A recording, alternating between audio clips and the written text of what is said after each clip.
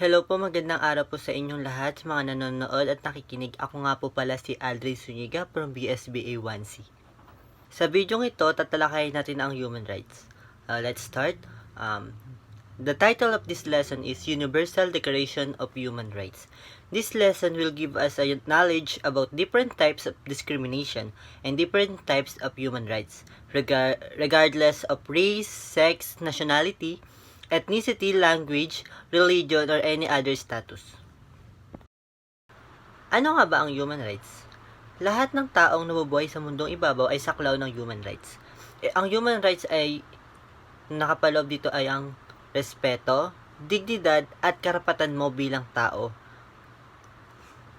Human rights include the right of life and liberty, freedom from slavery and torture, freedom of opinion and expression, the right to work and education, and many more. Nakasaad sa human rights na karapatan natin ng mabuhay ng tama, ng malaya, at makapag-aral, makapagtrabaho, at makapagbigay ng sariling opinion, at ma-express ang ating sarili. Dumako naman tayo sa iba't ibang uri ng discrimination. We have age discrimination, disability discrimination, sexual orientation, status as a parent discrimination, religious discrimination, national origin discrimination, and pregnancy discrimination, sexual harassment, race, color, and sex discrimination, and reprisal retaliation discrimination. The first is age discrimination. The Age Discrimination in Employment Act of 1967, as amended, protects the individuals who are 40 years of age and older from employment discrimination based on age. Under this act, it is unlawful to discriminate against a person because of his or her age with respect to any term, condition, or privilege of employment. Nakasaad sa Employment Act 1967 na karapatan natin magtrabaho kahit na may edad na tayo, as long as kaya mo yung trabaho. Ito yung mga example of age discrimination in the workplace are hiring, firing, promotion, job assignment, and training. Example situation, ikaw 40 years old ka na or mag 45, mga ganun. Nasa isang kumpanya ka, going to promote, mapapromote ka na. Kaso, hindi natuloy kasi nga 45 ka na. Iyon isang age discrimination. Mas pinili yung mas bata sa'yo. Iyon, pwede yun maging age discrimination. The next one is disability discrimination. Disability discrimination is when a person with disability is treated less favorably than a person without the disability in the same or similar circumstances. Sa disability discrimination, pinoprotektahan yung mga taong may kapansanan na nakakaranas ng mga pang-aabuso, pang-aapi, or pagmamaltrato ng ibang tao. Example na lang nito is, it will direct disability discrimination if a nightclub or restaurant refuse a person entry because they are blind and have a guide dog. Iyon ay nagpapakita ng disability discrimination. Ikaw ba, hindi doon porket bulag ka, tapos may guide dog ka, hindi ka na pwedeng pumasok sa isang bar. Yun is disability discrimination. Kasi tao rin tayo, kaya may karapatan din tayo magsaya. Yun yung tinatawag na discrimination sa isang may kapansanan. Hindi porket may kapansanan ka, hindi ka na pwedeng maging masaya. Lahat ng tao ay may karapatang sumaya. The next is sexual orientation. This is when you are treated differently because of your sexual orientation in one of the situations that are covered by the Equality Act. The treatment could be one of action as a result of a rule or policy based on sexual orientation. It doesn't have to be intentional to be unlawful. Mostly, mga nakakaranas ng sexual orientation discrimination ay mga kasapi ng LGBTQA+. Sapagkat iba ang pananamit, iba ang pag-uugali, iba ang pagsasalita, iba sa mga nakasanayan ng mga tao. Sa panahon ngayon, kailangan na natin maging open-minded sa lahat ng nangyayari sa mundo. Kasi binibigyan na natin ng boses yung mga taong noon ay hindi makapagsalita at pinandidirian. Ngayon, ay binibigyan na natin sila ng respeto, ng lugar puwang sa mundong ito. Kasi tao rin sila. Nilikha din sila ng Panginoon. The next one is status as a parent. Family responsibility discrimination, also called caregiver discrimination, is discrimination in the workplace based on an employee's responsibility, real or perceived, to care for family members. Employers may discriminate based on family responsibilities when they deny employment or promotion, harass, pay less, or otherwise take negative employment action against an employee because of the employee's family responsibilities. Sa status as a parent, pumapasok dito yung mga solo parent, yung mga solo parent. Sila yung mga laging nadidiscriminate. As a solo parent, mabigat yung mga responsibilidad nila kasi dalawa katumbas nila. Responsibilidad nila yung pagkain, pag-aalaga sa anak nila. Kaya maraming kumpanya ang hindi nilang isip kung kung tatanggapin nila yung isang solo parent. Kasi pwede maapektuhan as a solo parent, tawag din yung oras, yung pag-aalaga or sa anak nila, sa schedule. Iyon yung mga pwedeng maapektuhan as a parent or sa kumpanya. The next one is religion discrimination. This is when you are treated differently because of your religion or belief, or lack of religion or belief in one of situation covered by the Equality Act.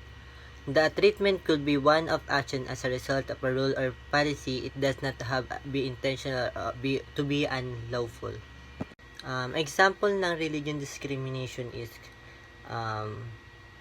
Muslim, kunyari Muslim ka sa isang workplace, then yung damit mo, iba yung pananamit mo. 'Di ba ang Muslim balot na balot, ganon. Pinagtatawanan ka ng ibang katrabaho mo kasi ganon yung suot mo, sila iba, tawag dun para kamanang, ganon. Iyan, nagpapakita yun ng religion discrimination. The next one is national origin discrimination. National origin discrimination involves treating people, applicants or employee, unfavorably because they are from particular country or part of the world because of ethnicity or accent, or because they appear to be on a certain ethnic background even if they are not. National origin discrimination also can involve treating people unfavorably because they are married to or associated with a person of a certain national origin. Madalas nakakaranas nito is yung mga taong nag-iibang bansa or pupunta sa ibang bansa kasi iba yung pagsasalita nila, nadidiscriminate sila kasi yung pagsasalita nila, pag-uugali nila iba sa mga nakakasalamuhan nila. Kaya nagkakaroon ng national origin discrimination. Isa sa mga national discrimination is yung nabalita nakaraan na about sa Black Lives Matter. 'Di ba tawag doon? Parang dinidiscriminate ng mga puti yung mga itim na American. Pinapatay nila, tawag doon, parang inaapi nila yung mga puti. Parang kasi pag puti, parang pag puti ka or white Americans ka is parang superior ka na, ganun. And kaya nagkaroon ng national origin discrimination para maprotektahan yung mga taong nakakaranas ng gantong discrimination, lalo na dito sa Pilipinas. The next one is pregnancy discrimination. Pregnancy discrimination involves treating a woman unfavorably because of pregnancy, childbirth, or a medical condition related to pregnancy or childbirth. Example nito is, kunyari, 1 month ka ng buntis, pero nag-apply ka pa rin sa isang trabaho, tapos nalaman na buntis ka, di ka nila tinanggap kasi buntis ka. Papasok dito yung discrimination, pregnancy discrimination. Pwede mo silang sampahan ng kaso yung kumpanya. Yun. Sa pregnancy discrimination, as long as kaya mo naman magtrabaho pa kahit buntis ka, pwede ka pang magtrabaho. The next one is sexual harassment. It is unlawful to harass a person because of the person's sex. Harassment can include sexual harassment or unwelcome sexual advances, requests for sexual favors, and other verbal or physical harassment of sexual nature. Meron tayong dalawang uri ng sexual harassment. Pwede maging verbal sexual harassment or physical sexual harassment. Sa sexual harassment, in terms of verbal, example is, yung boss mo, inaaya ka na makipag-sex sa kanya or makipagtalik sa kanya para para mapataas yung sahod mo or tawag doon, ma-promote ka, ganun. Sa physical harassment, kunyari yung boss mo, hinahawakan yung maselang parte ng katawan mo nang hindi mo binibigyan ng permiso. Hinawakan na lang yung bigla, ganun. Yun yung, tawag doon, yun ay sexual harassment ang tawag doon. The next one is race color discrimination. Race discrimination involves treating someone unfavorably because he or she is of a certain race or because of personal characteristic associated with race, such as hair texture, skin color, or certain facial features.